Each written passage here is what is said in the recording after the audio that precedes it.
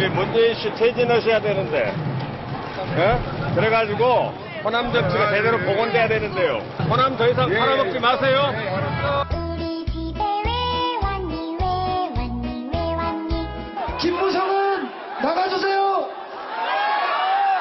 다시 한번 외치겠습니다. 세월호 특별법 무력화시킨 김무성은 나가라. 거부합니다. 김무성 대표 나가주세요.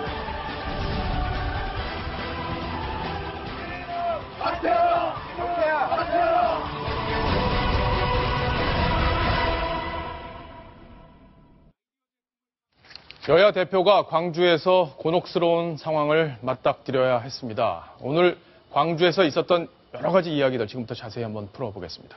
이남희 팀장. 네. 자, 일단 두 사람 다 사실 환영받지 못할 거라는 건 알고 간 거잖아요. 조금은 예감을 했을 겁니다. 문재인 예. 대표가 2주 전에, 그러니까 4.19 재보선 끝나고 광주를 찾았을 때도 공항에서 어떤 광주 시민들이 플래카드를 내걸고 문재인 대표를 비판한 바 있는데요. 어느 정도 마음의 준비는 갖고 내려가지 않았을까 싶습니다. 김무성 대표도 어제 물세례를 받는 봉변을 당했는데요. 오늘 행사에 김무성 문재인 대표 나란히 만나서 문재인 대표가 위로를 했다고 해요.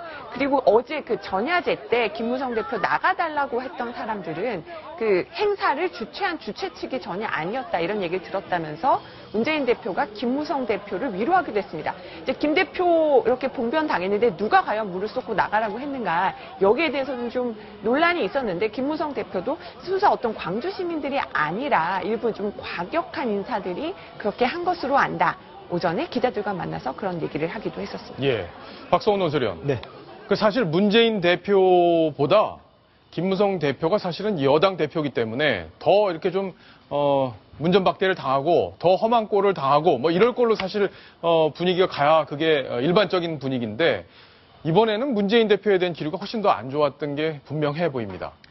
이번 광주 5.18 전야제에서의 문재인 대표는 사실 김무성 대표와 비교해보면 김무성 대표는 말하자면 여당 대표로서 전야제에 참석한 거는 처음이잖아요. 네. 근데 거기서 비록 물벼락을 맞았지만 어쨌든 광주를 끌어안고 가겠다라는 강한 의지를 표현했고 또 그 부분에 대해서 현지에서도 시민들 사이에서도 어쨌든 지난번 재보선 때도 그렇고 그러한 노력에 대해서는 사실 평가하는 목소리들이 꽤 있었다 그럽니다. 네. 반면에 지금 문재인 대표의 경우는 바로 새정치연합의 텃밭이라는 광주에서 말하자면 우리 집에 왜 왔니?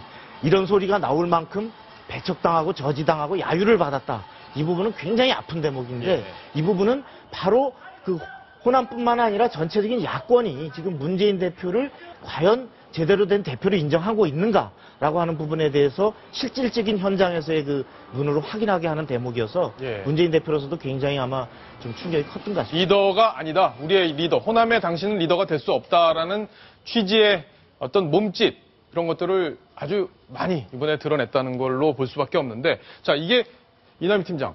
네. 민주의 문이라는 곳에서 이제 여러분이 여기 이제 저희가 얼굴은 가렸는데 네. 여러분들이 이런 플래카드를 들고 서 있는 건데 내용들이 굉장히 조금 원색적인 비난이죠. 예, 문재인 굉장히 대표에게. 강합니다. 저희 취재 기자가 바로 현장에서 찍어서 보낸 사진이었습니다. 예. 오늘 5.18 정부 기념식에 들어가기 직전에 바로 이분들이 플래카드를 내걸고 문제로다.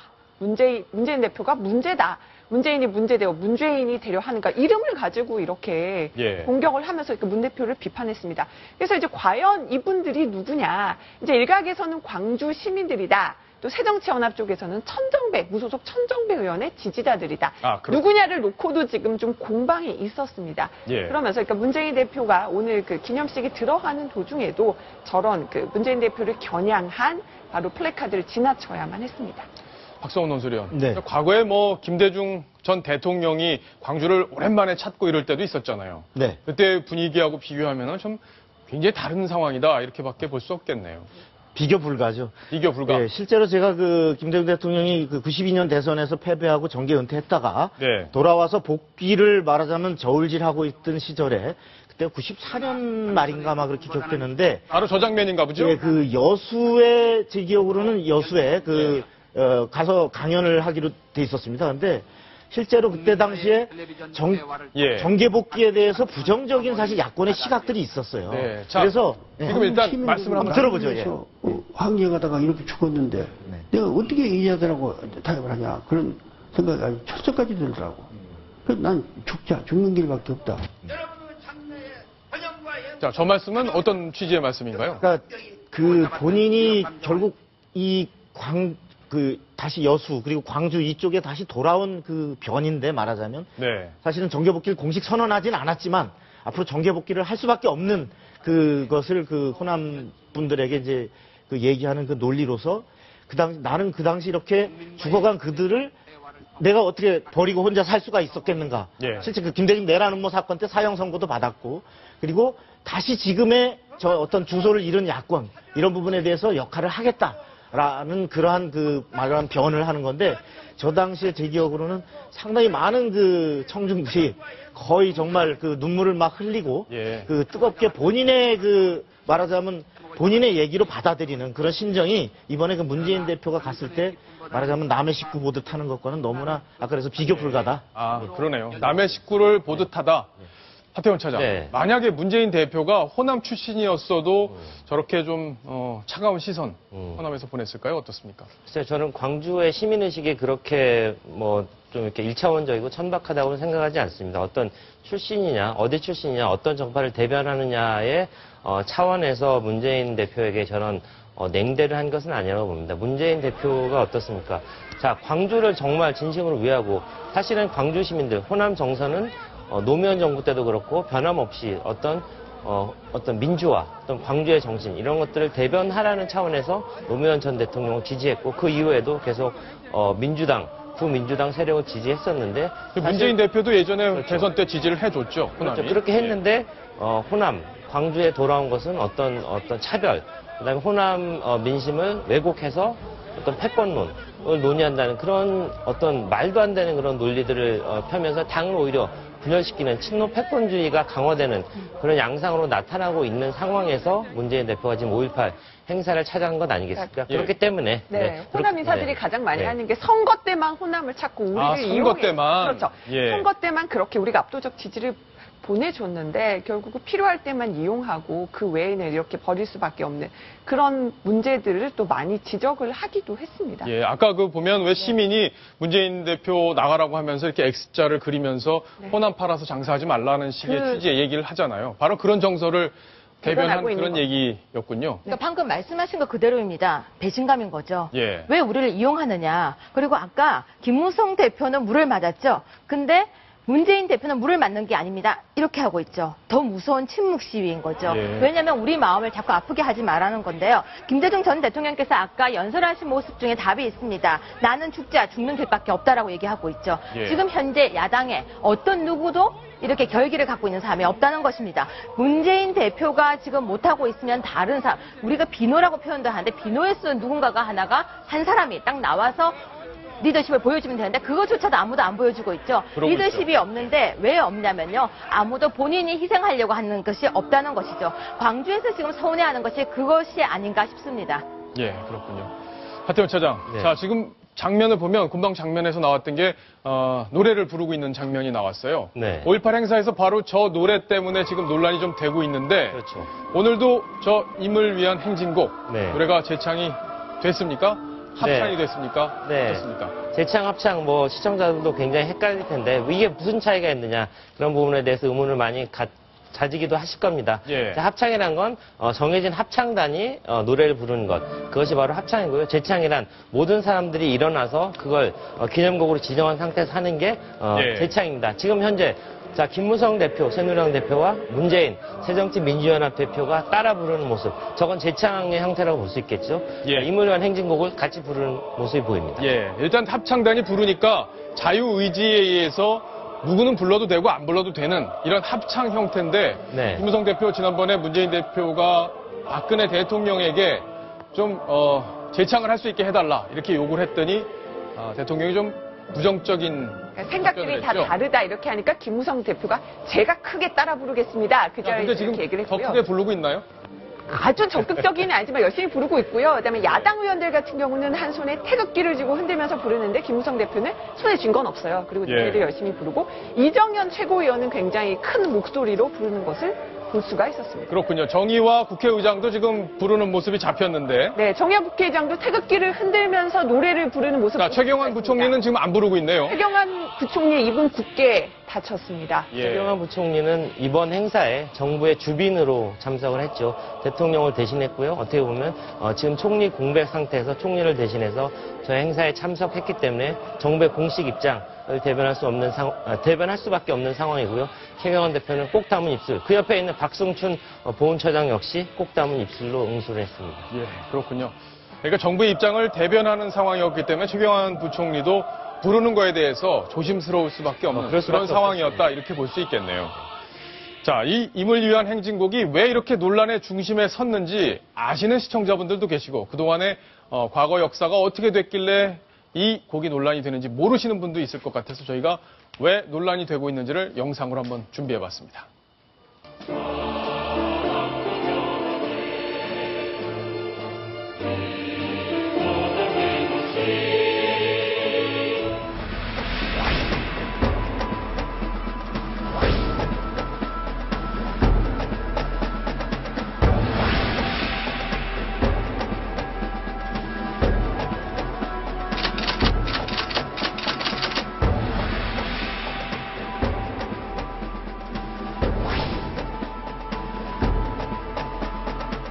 국회의장하고도 밤늦게 이 문제에 대해서 이야기를 많이 했는데 이것은 재창되어야 된다고 생각합니다.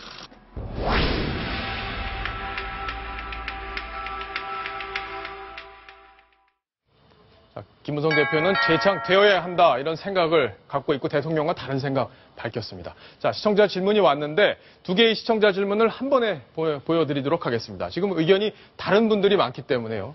도대체 임을 위한 행진곡이 뭡니까? 시위 때마다 듣는 시위곡, 이석기가 국가 대신 부르는 노래, 이런 노래를 국가 행사 지정곡으로 해야 합니까? 라고 시청자께서 질문을 주셨고요. 다른 의견도 같이 한번 보겠습니다. 자, 5.18 행사 때 애국가를 먼저 부르고 임을 위한 행진곡을 부른다면 문제될 게 없을 것 같은데요. 화합을 위해 재창을 허용하면 안 됩니까? 자, 박성훈 논설위원. 네. 참, 딱 어떻게 무자르듯 된다 안 된다 얘기하기가 좀 어려운 부분인 것 같아요. 정서적으로 이게 묘하게 얽혀있는 부분이 있기 때문에 개인적으로는 어떻게 보십니까? 결론부터 말씀드리면 저는 우리가 3.1운동의 3.1절 노래가 있잖아요. 예. 이 뜻이 5.18 하면 임을 위한 행진곡 이외에 다른 어떤 곡으로도 5.18의 정신이나 5.18을 상징하는 노래가 있기는 현실적으로 어렵다고 봅니다. 예. 실제로 때문에 저런 부분은 자연스럽게 불려지는 것이다. 저것을 인위적으로 통제하기보다는 저는 그래서 맨 마지막 순서에 우리가 왜 3.1절 행사나 광복절 할 때 마지막 순서에 3.1절 노래 나오고 개천절 때 또 개천절 노래 나오면서 태극기 흔들면서 마무리하잖아요. 예. 근데 그럴 때 형식은 아마 그때도 재창이 아니라 합창일 겁니다. 네. 합창으로 돼 있지만 사실상 다 같이 따라 부르면 그것이 되는데 지금 현재 이제 5.18 단체나 이런 데서는 공식 지정곡으로 해달라. 이것을 말하자면 법령적 효력을 갖는 지정곡으로 해달라고 하니까 이쪽 보수단체에서는 지정곡이 된다라는 얘기는 행사 도중에서 전 참석자가 의무적으로 불러야 되는 겁니다. 그 생각을 달리하는 사람들도 아까 저런 논란이 있는데 저거 이석기 통진당에서 불려지는 이런 것에 대한 거부감 이런 것도 있는데 그런 부분을 좀 논란을 극복하려면 다 같이 합창으로 하고 다 같이 부르면 어떨까? 자, 유해 교수님. 네. 지금 보니까 대통령이 일단 재창으로 인한 갈등이 또 있을 수 있다 이런 말씀을 하셨고 그 다음에 국가보훈처에도 북한 영화 배경곡으로 이 노래가 쓰였기 때문에 그리고 이 노래의 가사가 또 황석영 씨와 관련이 돼 있는데 황석영 씨가 당시에 이제 여러 가지 국가보안법 문제 때문에 논란이 돼 있었기 때문에 어렵다 이런 입장인 거잖아요.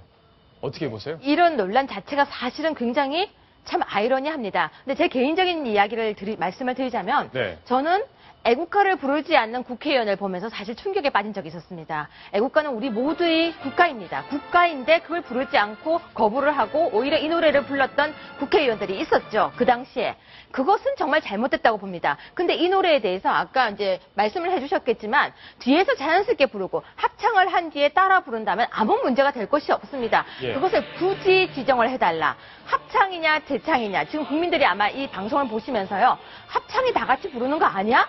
이렇게도 생각할 거예요. 저도 사실은 그렇게 생각했었어요. 근데 합창은 앞에서 누군가가 부르고 파트가 나눠져 있고 부르고 있을 때 누군가가 부르고 싶으면 따라 부르는 것이 합창이고 재창이라는 것은 다 같이 한 목소리를 내야 되는 것이 대창이라는 것을 정말 이번에 정확하게 알게 되었습니다. 예. 그런데요. 저도 이번에 정확하게 알게 됐어요. 저 진짜 이번에 정확하게 알게 됐는데요. 이게 예. 합창이냐 대창이냐 저는 그렇게 중요하다고 생각 안 합니다. 예. 무슨 얘기냐면요. 정말 부르고 싶으면 아까 말씀대로 끝에 가서 자연스럽게 유도를 하면 됩니다. 지정을 해달라고 하는 것. 그것이 바로 이념 논쟁이 시작되는 하나의 단초라고 생각합니다. 그렇군요.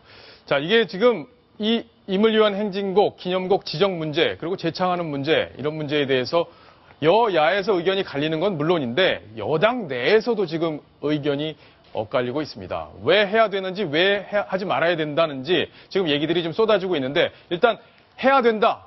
이 곡을 불러야 된다라고 하시는 분은 지금 새누리당의 하태경 의원입니다. 아니다. 부르면 안 된다. 이렇게 주장하시는 분이 새누리당의 김진태 의원입니다. 지금 두 분이 다 전화로 연결이 돼 있는데요. 각자의 주장을 지금부터 한번 들어보겠습니다. 자, 두 분 다 안녕하십니까? 예, 안녕하세요. 하태경입니다. 네, 안녕하십니까. 김진태 의원입니다. 예. 자, 시간 내주셔서 감사합니다. 자, 일단 하태경 의원께 질문을 드리겠습니다. 임을 위한 행진곡, 왜 재창을 해야 된다? 그 논리를 좀 설명을 해 주시죠.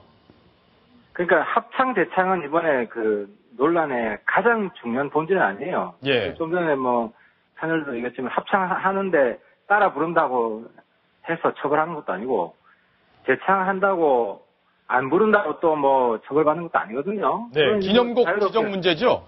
아니요, 기념곡이 뭐 꼭 지정이 안 되더라도 예. 지금까지 최소한 합창은 하는 거 아니에요.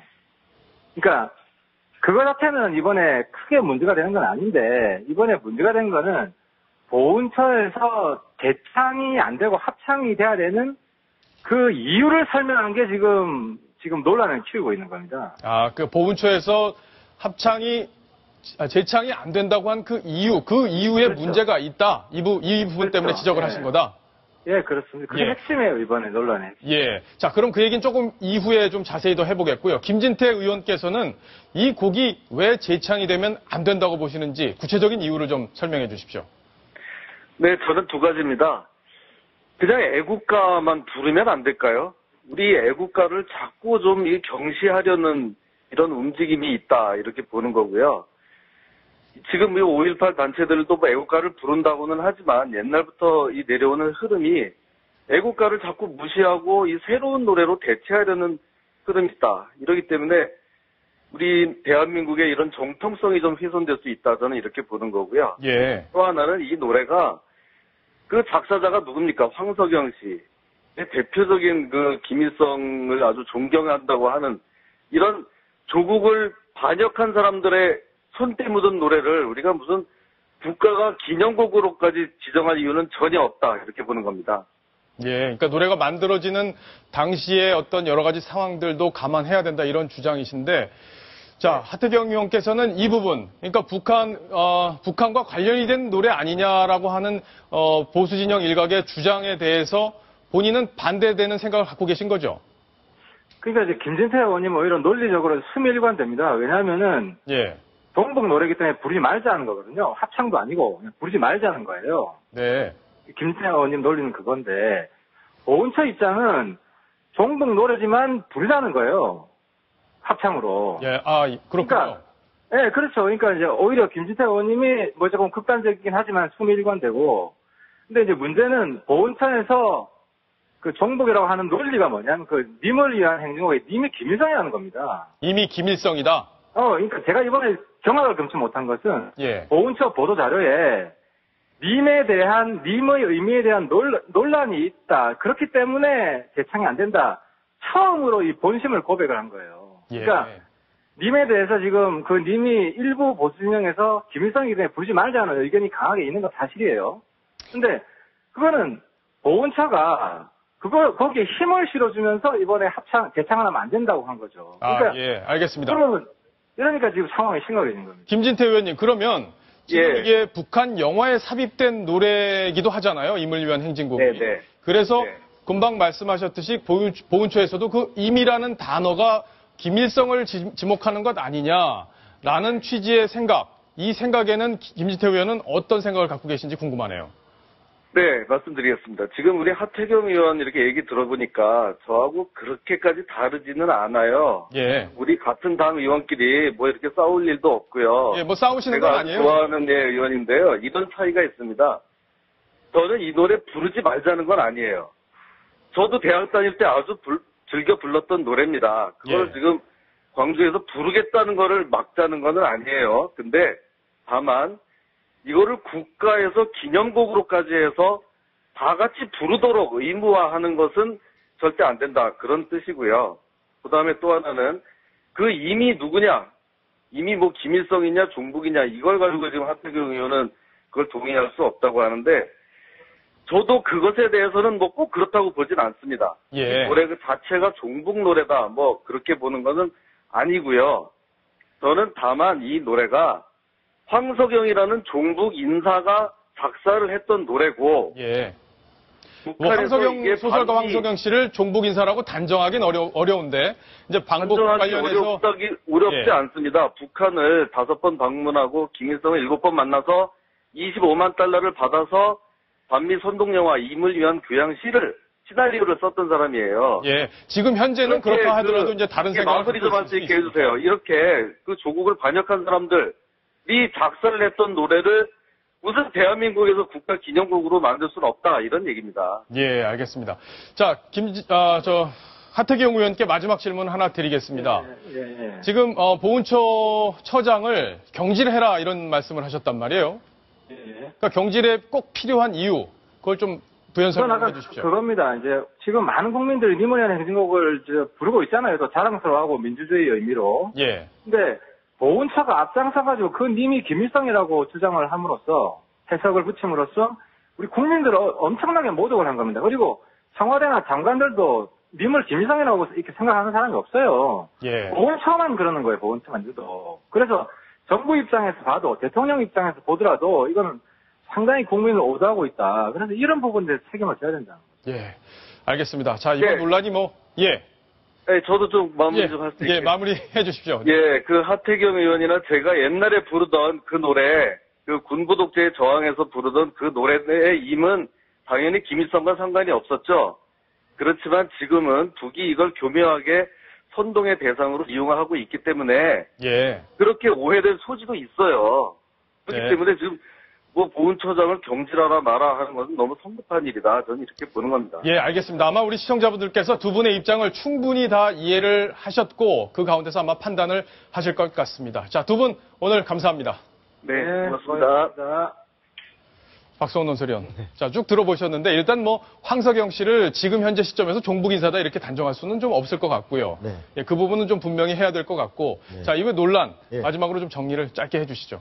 우선 저는 그 좋은 노래라 하더라도 예. 그 유례 없이 어떤 행사의 지정곡으로 말하자면 법령적 효력을 갖는 것으로 지정해달라. 이 부분은 다른 선례에 비춰볼 때 조금 그 지나치게 형식 논리적인 주장이다. 예. 그런 생각이 듭니다. 다만 현실적으로 5.18 하면 우리가 여기 많은 그 대학가에서도 그렇고 불려왔던 예. 5.18을 상징하는 노래니만큼 자연스럽게 같이 불러가는 예. 그래서 우리의 문화 속에 젖어드는 그렇게 가는 것이 좋겠다 생각입니다. 자, 어쨌든 5.18은 대한민국 민주화의 아주 중요한 포인트였습니다. 역사적 포인트였기 때문에 이 민주화의 가치를 어느 누구도 아마 훼손할 수는 없을 겁니다. 비단 이 노래 때문만이 아니라 그 민주화 정신을 지키기 위해서 우리 모두가 공감대를 갖는 것, 그것이 가장 중요하지 않을까 싶습니다.